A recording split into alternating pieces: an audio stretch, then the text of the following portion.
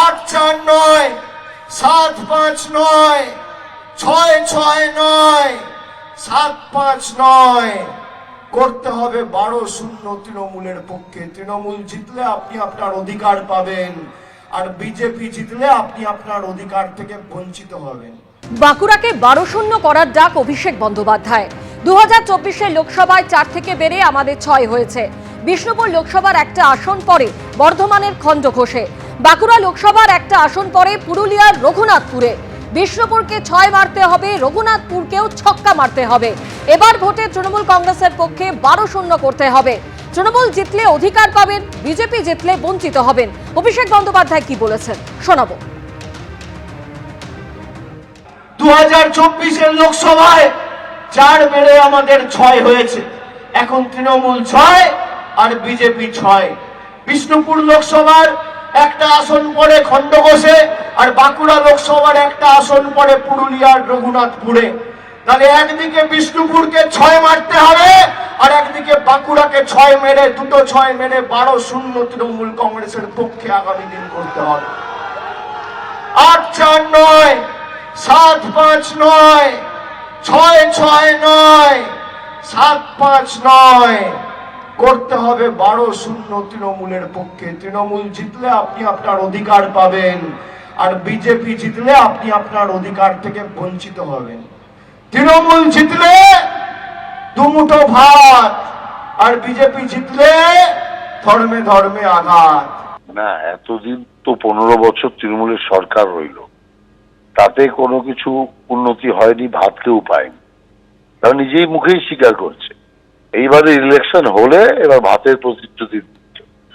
দ্বিতীয় বিষয় হচ্ছে 12-0, এটা হচ্ছে কিচ্ছু না, অলিক কল্পনা। কল্পনার জগতে লাফাচ্ছে। তার কারণ পরিস্থিতি এতটাই প্রতিকূল, সেই প্রতিকূলে এখন মানুষ এবং সাধারণ যে কার্যকর্তা, তারা তো বুঝে গেছে তৃণমূল কংগ্রেস আর থাকছে না। তাদের মনোবলটাকে বাড়ানোর জন্যই এই 12-0 বলছে। এই অভিষেক ব্যানার্জি গত নির্বাচনে 294 আমরা আর ওরা 0 বলেছিল, বারবার বলেছিল। কি দাঁড়ালো সংখ্যাটা? সেই কারণের জন্যই এরকম না বুঝে অনেক লোক বলে, শুধুমাত্র হাওয়া গরম করার জন্য, কার্যকর্তাদের মনোবল বাড়ানোর জন্য।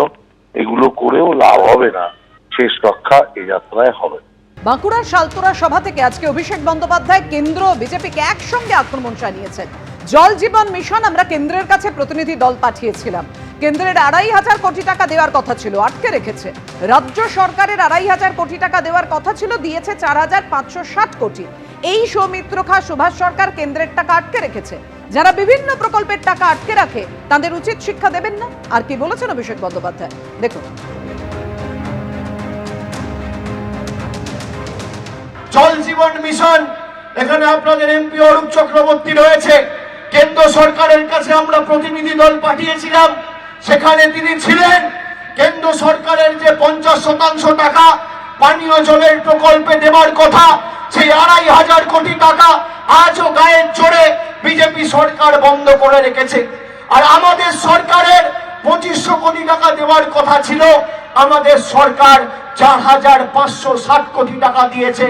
আর কেন্দ্র সরকারের টাকা, এই নরেন্দ্র মোদীর সরকারের টাকা, এই সৌমিত্র খা, সুভাষ সরকারের টাকা এখনো পর্যন্ত মোদী সরকার গায়ে জোরে কাজোয়ারি করে আটকে রেখেছে।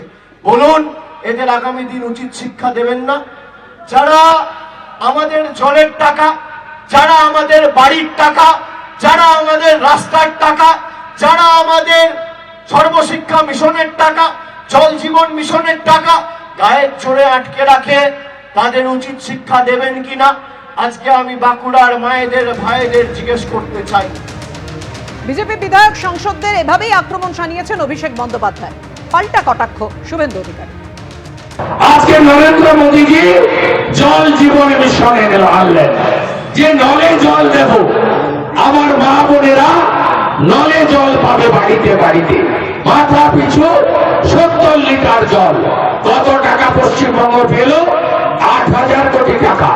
গোটা পুরুলিয়া জেলায় একটা গ্রামের নাম বন্ধু বলুন তো, যে গ্রামে জল এসেছে নলে, পারবেন বলতে? একটা গ্রামের নাম নল আছে, জল নাই। এবিপি আনন্দ, এগিয়ে থাকে, এগিয়ে রাখে।